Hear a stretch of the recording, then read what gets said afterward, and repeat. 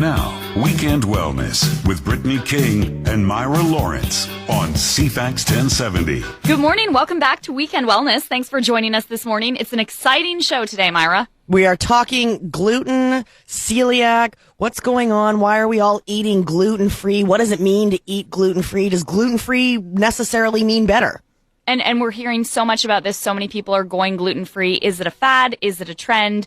Is it necessary? To do some myth busting, thank you so much, Trish Leclair. She's our nutritionist in this morning. We appreciate you coming here. Thank you so much for joining us, Trish. You're welcome. Okay, so let's start off first. What is a nutritionist? Just to kind of give a bit of a background on yourself. Well, I'm actually a registered nutritional therapist. Okay. And it's a popular field in Europe and it's kind of growing in Canada.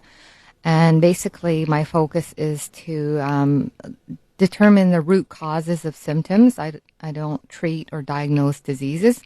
I'm like a health detective and try to figure out, this person's biochemically unique. They've been exposed to different chemicals, different foods, different emotional stuff. It's a holistic approach, mind, body, spirit.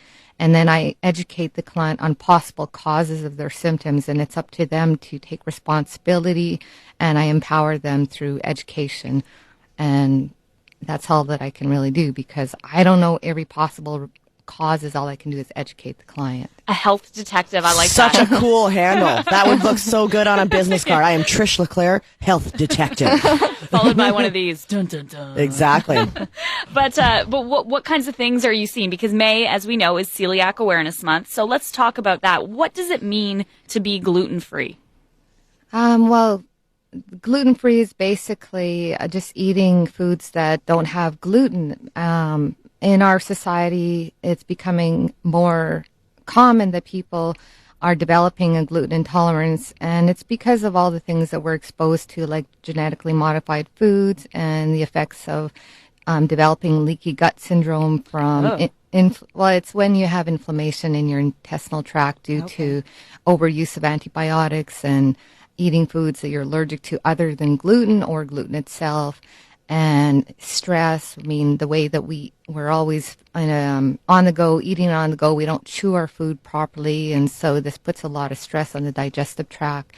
And so people are developing more and more food sensitivities because of a combination of all these things. Why gluten, though? Why does it seem like that so many people are developing this one sensitivity to gluten? Is it our environment or? Well, I think it's just more awareness. Mm-hmm. We've always had symptoms all through humanity, and in traditional cultures, they've developed food preparation techniques, so they know how to prepare grains in a way that they'll ferment or the food, or they'll just prepare it in different ways so that it's not as hard on your digestive tract. And also traditional grains are different. Now we have these genetically modified grains, and they're actually a lot of them are higher in gluten. I don't know why. And also because they're genetically modified, our bodies haven't adapted to being able to break them down and digest them properly. And also, like 100 years ago, people used to eat foods from their garden and just normal foods. So we didn't have all these chemicals and pesticides and, processed foods and refined foods. It was, so we're not bombarding our system with all these things and all these stressors. And so our body can only handle so much stress at one time. And so when you're exposed to all these things at once, it puts, your body can't handle things, and it creates inflammation, and then your body just can't process things as efficiently. So there's actually a difference between being celiac and gluten sensitive. Okay. So a person who is celiac actually has antibodies to the enzyme that breaks down gluten. It's actually they have antibodies to gliadin, which is a protein found in gluten. And so that's celiac. So it's an autoimmune reaction. There's a lot of new research now. A Rocky Mountain Analytical Lab is a lab that does food sensitivity testing, and they have a lot of good research that you can download from their website, and that talks about the difference between celiac and gluten sensitivity. Okay. So traditionally, in the past 100 years, we've been taught to numb our symptoms. So if we get indigestion, bloating, upset stomach, that Right. commercial diarrhea, we go and we get Pepto-Bismol or Rolaids or Tums or stuff like that, and we numb our symptom. If we get a headache, we go and we get Tylenol or we take Advil. And in traditional cultures, they know that these symptoms are a way of our body telling us that there's something going on. And so in traditional Chinese medicine, a headache is connected to liver congestion. And the liver has many functions, and so it has to detoxify chemicals, hormones. It's involved in blood sugar regulation, and it also has to process all the foods that you eat. And so if you're eating a lot of foods that you're reacting to, like if you have a gluten sensitivity, then it puts extra stress on the liver, and then you get this headache. So, or it could be from other proteins that you're allergic to.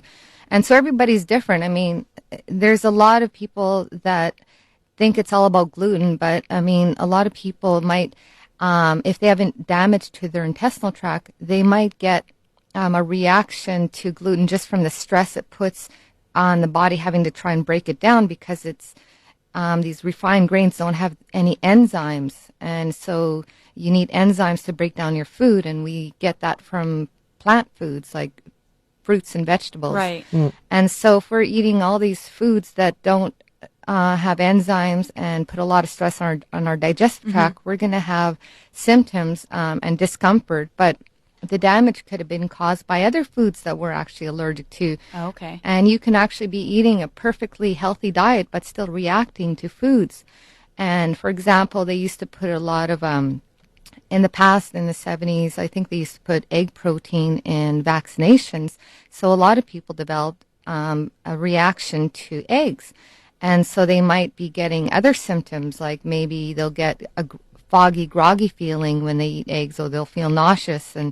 And so this puts stress on the digestive tract. And so for myself, I found out that I'm highly reactive to almonds and sesame and eggs. And then there's other things. There's a lot of people that think they develop a dairy allergy. Right. That's the other big one. We talk about gluten. People are like, I'm eating gluten-free and I'm eating dairy-free. Yeah. There's a difference between develop like a dairy allergy and a dairy intolerance. Right.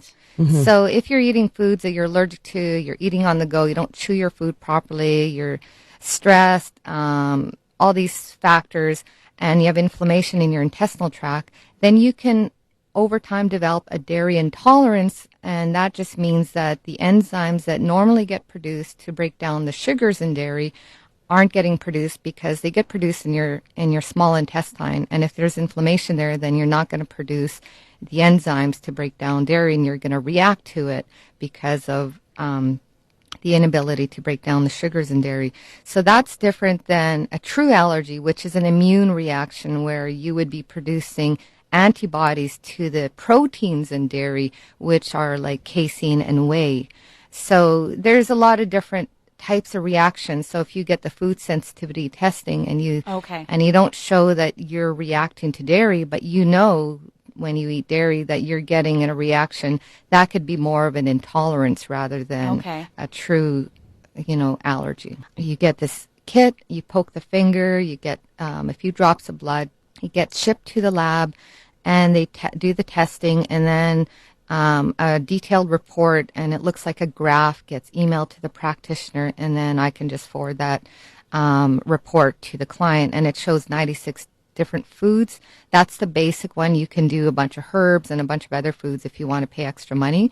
And so, like in traditional cultures like India and China, people had symptoms, but they use herbs. And so herbal medicine has always been very powerful in treating symptoms. And so these cultures have a lot of awareness that using herbs can help minimize any reactions that you are having to foods. And for example, turmeric found in curry is great for inflammation in the joints. And so in India, they tend to eat a lot of that. So there's fish oil too. Yes, we learned that, hey? Yeah, fish oil. Eat your fish oils. So you talk about symptoms. I mean, and I know everyone's different, but what are some symptoms? Arthritis is a big indication of food sensitivities. Really? any nervous system disorders. On the Rocky Mountain Lab website, they have downloads that you can read. And I was so excited because they talked about all these different symptoms like irritable bowel syndrome, Right. Crohn's disease, we know celiac. And then there's like schizophrenic. A lot of schizophrenic are actually celiac. So it could be manifest in any way depending on your genetic predisposition and anything else that you've been exposed to that might have damaged that area. Even an injury can weaken a certain part of your body, and then it's kind of like the food sensitivities will pick on that area. It never ceases to amaze me, the direct relationship between food and how you feel on a day-to-day, or, as you mentioned, longer-lasting health issues like arthritis. I bet that relationship.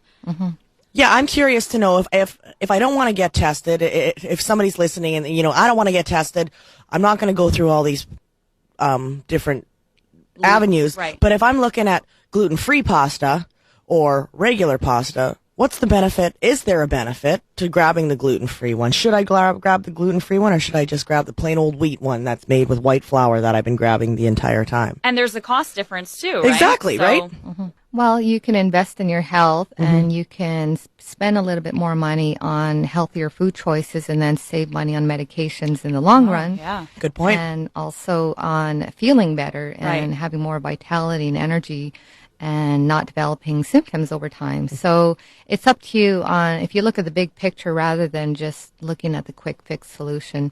And also, these grains, like I said, they're harder to digest because they're refined and processed.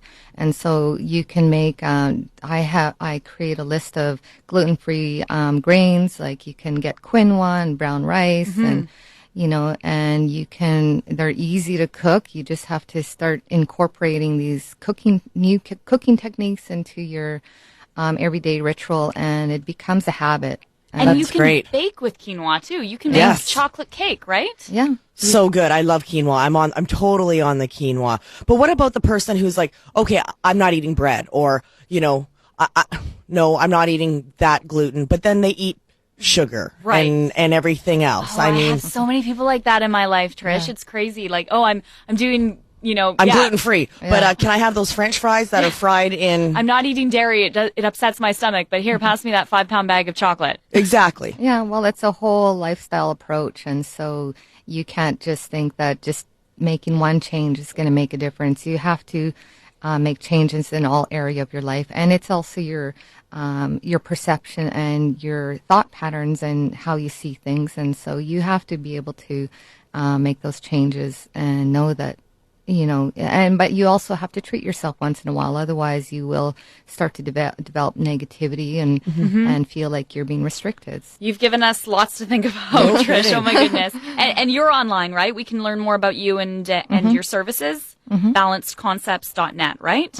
Okay, perfect. Well, we've got Health some homework detective. to do. Yeah, health detective. I really like that. And now, in time for this beautiful weather, we're into May. We've got the sunshine out. Let's get out there and enjoy our scenery outside. How are we going to do it, Myra? Let's get pumped up. Let's bring Jen in to talk about outdoor boot camp. I know, this is huge. Everyone's doing it right now. So much fun, especially, and I say fun. When I say fun, Yeah.